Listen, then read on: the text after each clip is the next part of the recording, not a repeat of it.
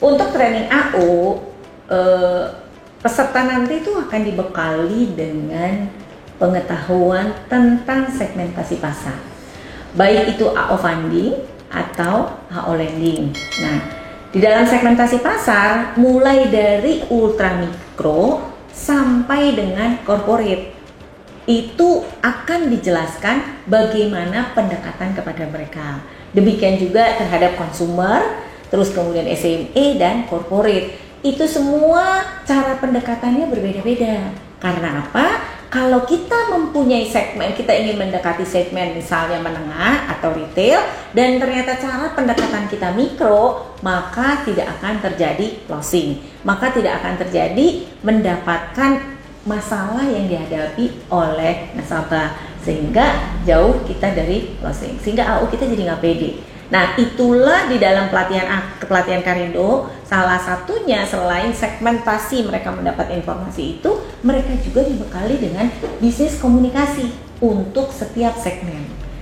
Supaya apa? Supaya mereka confidence levelnya atau percaya dirinya meningkat dan mereka menjadi problem solver bagi setiap segmen tersebut.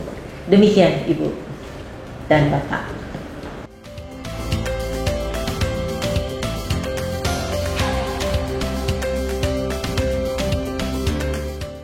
Pertanyaan Ibu Lina, bagaimana ketika training ternyata setelah training perilakunya kembali ke semula? Ibu Lina, itu karena training tersebut evaluasinya level 1 atau tujuan Ibu pelatihan hanya untuk menumbuhkan motivasi atau bersenang-senang. Nah, ketika trainingnya hanya untuk menumbuhkan motivasi dan bersenang-senang, maka goalsnya adalah mereka rehat sejenak dari kantor, sehingga mereka hanya bereaksi adanya pelatihan, yaitu tadi bahwa tujuannya adalah mendapatkan motivasi dan bersenang-senang.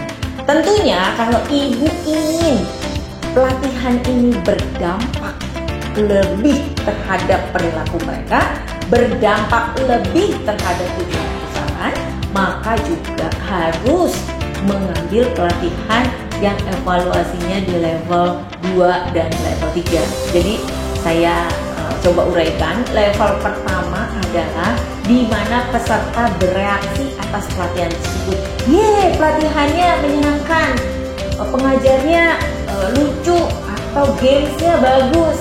Reaksi itulah yang terjadi jika pelatihan itu tujuannya untuk bersenang-senang. Sehingga yang tadi Ibu sampaikan, motivasinya besoknya apa lagi? Ketika L2, yang evaluasinya adalah L2 atau tujuannya adalah level 2, maka dia akan mendapatkan pengetahuan. Jadi ketika dia pulang bekerja kembali, mereka akan berdiskusi. Kemarin kita itu mendapatkan pelatihan ABCD, di mana dengan demikian kita menjadi lebih paham ketika pengetahuannya kita sudah dapat. Nah, di level 3 ini perilakunya yang berubah. Karena apa? Karena di sana mereka juga diberikan di dalam pelatihan ada role play, ada discussion, ada exercise, di mana keterlibatan mereka di dalam pelatihan itu menjadi nyata sama persis dengan kejadian nyata di lapangan. Jadi kalau terjadi ada studi kasus, terjadi ada role play, itu semua adalah kejadian-kejadian yang nyata di lapangan, sehingga ketika mereka melakukan di lapangan nanti, mereka akan mengingatnya dan bilang, yes, kemarin ketika ada masalah seperti ini, kita melakukannya seperti ini. Dan apa yang harus kita lakukan? Maka mereka melakukan sesuai dengan pelatihannya. Jadi perubahan di dalam diri mereka. Demikian juga ketika di training, misalnya contoh di trainingnya saya mengenai Becoming Great People ya, atau leadership level 1. Di sana adalah diajarkan bagaimana merubah mindset dari fixed mindset menjadi growth mindset atau mempunyai mindset yang benar.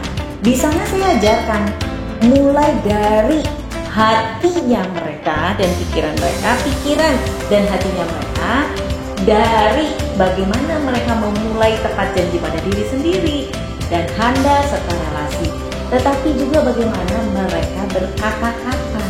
Karena setiap kata-kata yang negatif harus dirubah dahulu menjadi kata-kata yang positif. Agar apa? Agar perilaku daripada karyawan kita berubah. Itu contohnya, Bu. Nah, masih ada lagi tuh, bagaimana kita membantu mereka untuk merubah perilaku mereka. Sehingga gak hanya motivasi aja, tetapi juga memberikan cara-cara agar mereka bisa melakukannya di saat setelah training. Itu, Bu, mungkin bisa membantu.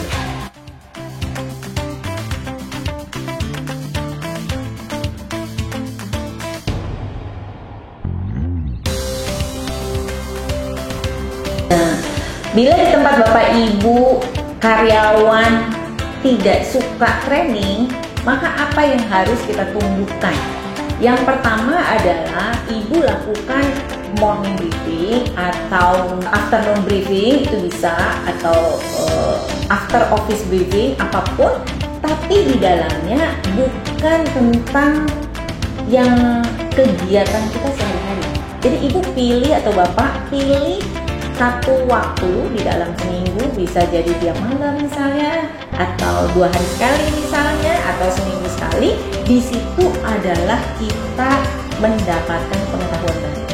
Salah satunya sosialisasi SPO, kemudian sosialisasi ketentuan, kemudian sosialisasi regulasi. Jadi ini ketiga-tiganya ini sosialisasi kan. Nah, di luar itu ada lagi, bisa jadi teman kita yang achievementnya bagus, dia sharing sama kita, gimana sih kok bisa kamu hasilnya bagus. Jadi kita akan mendapatkan sharing daripada perilaku orang-orang yang pencapaiannya terbaik di dalam perkumpulan atau di dalam meeting tersebut. Nah, terus kemudian bisa juga salah satu daripada teman-teman di challenge kita semua yang Pak meeting di seminggu sekali tadi untuk meningkatkan pengetahuan. Siapa yang ingin membaca atau ditunjuk oleh Anda sebagai direktur, ditunjuk, Antonia, kamu membaca ya hari ini. Membaca bukunya mungkin bisa cuma selembar, e-book bisa, dan dia sharing, dan demikian seterusnya sampai kebiasaan mendapatkan pengetahuan baru ini menjadi satu habit, menjadi satu kebutuhan, menjadi satu kepenasaranan kalau aku tidak meningkatkan pengetahuan saya. Nah, yang lain lagi bisa juga sharing session. Tapi tadi sudah ya, sharing session dari mereka yang berprestasi. Sharing session adalah kita bisa mengajak, kalau kita punya cabang banyak, kita mengajak teman-teman yang berprestasi di cabang lain datang ke cabang kita sharing. Atau juga kita mengajak nasabah kita yang memang juga bisa memberikan pengetahuan kepada kita undang untuk bicara di dalam internet. Kenapa tidak? Ke win-win solution, nasabahnya juga suka dan kita juga mendapatkan sesuatu. Atau juga bisa bukan hanya employee gathering ya, tetapi juga bisa customer gathering. Anything kita buat sebagai BOD, sebagai direksi, sebagai pimpinan utama, Anda ciptakan learning environment. Jadi pasti yang mereka tidak pernah mau training akan menjadi sangat ingin bertumbuh terus-menerus. Demikian Bu dan Bapak.